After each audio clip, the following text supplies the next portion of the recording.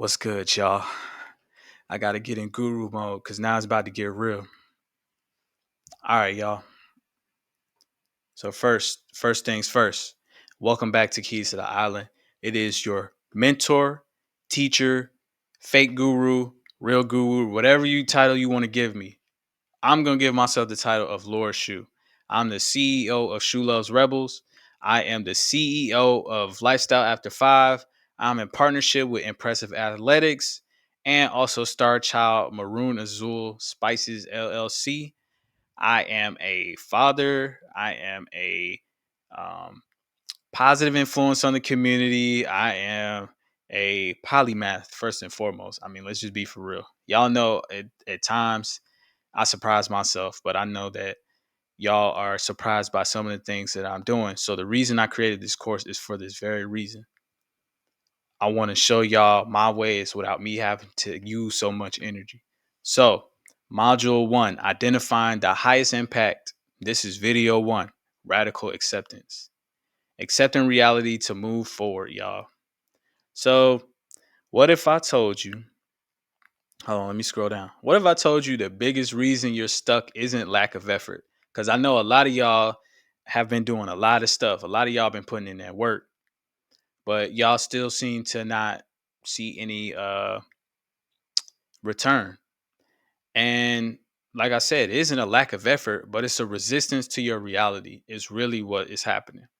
Most people fight life and they waste energy and burn out. And radical acceptance changes that. So let me just give you a definition of what radical acceptance is. It is fully acknowledging reality without judgment. No expectation. You literally are accepting reality as it is, and you're rolling with the punches, and you are centering yourself in that reality. So misconception is that acceptance is not surrender, it's freeing energy to act. Okay. It's a misconception. The shared perception is reality is interpreted. Two people can see the same event differently. All right. Your reality and my reality might be different. Cause I notice when I talk to some of y'all, I tell y'all that I do less things. I nearly don't spend as much time at all on my business. I spend most of my days spending time with my family, and still shit gets done. Money rolls in. I'm taken care of. I don't really have to worry about too much. So the labels that trap us is I'm not good at this. I'm not good at being an entrepreneur. I'm not good at working with people. I'm not good at sharing my ideas. I'm not good at public speaking. I'm not good at math. That limits your potential. And remember, we spiritual beings, man. So if that's how we feel on the mental level, then guess what? The spiritual level is the deepest. The mental level is supposed to be the reaction to our spirit. So when we start saying these things, that means on a spiritual level, how can we expect the universe, God, whatever your deity may be, to give us what the signal that we're trying to send off? If the signal is always do, I gotta do all these different things. If the signal is I have to work twice as hard as the other person, then guess what? That becomes your reality, right? That's pretty obvious.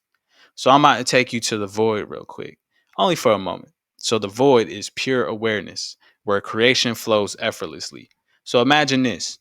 If your mind was in a void, if how you operate was in the void, right? How can anything be changed, right?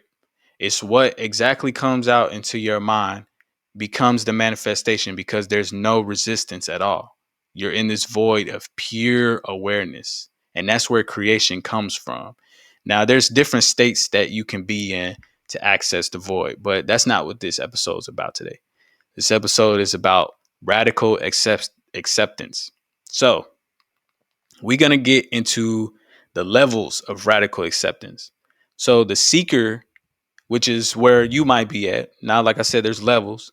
So the seeker is going to be the person who's saying, I'm going to accept what it is and then ask, what can I do next? Right. So this is the starting point.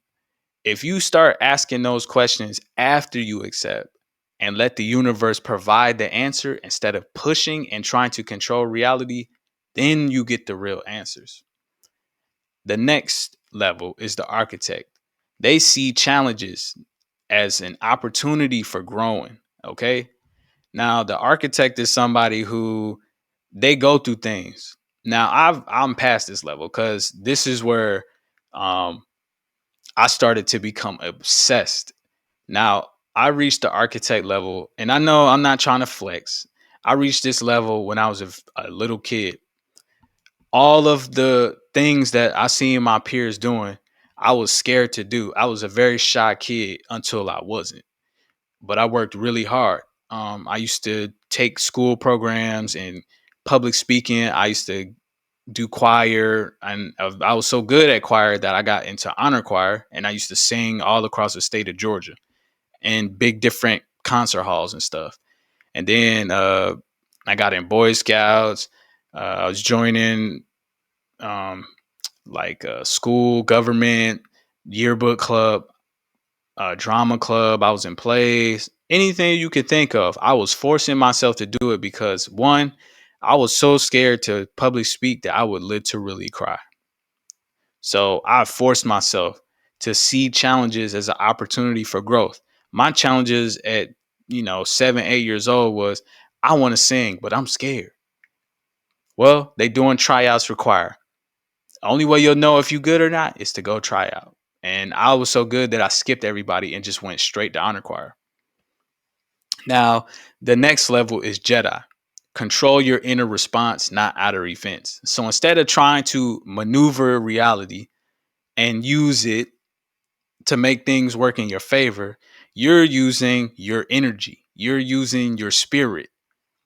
And, there's different ways to do this, obviously. Like, oh, I could visualize and do affirmations. But really, where this Jedi control response comes from you believing and knowing the things that you're doing and saying on that level.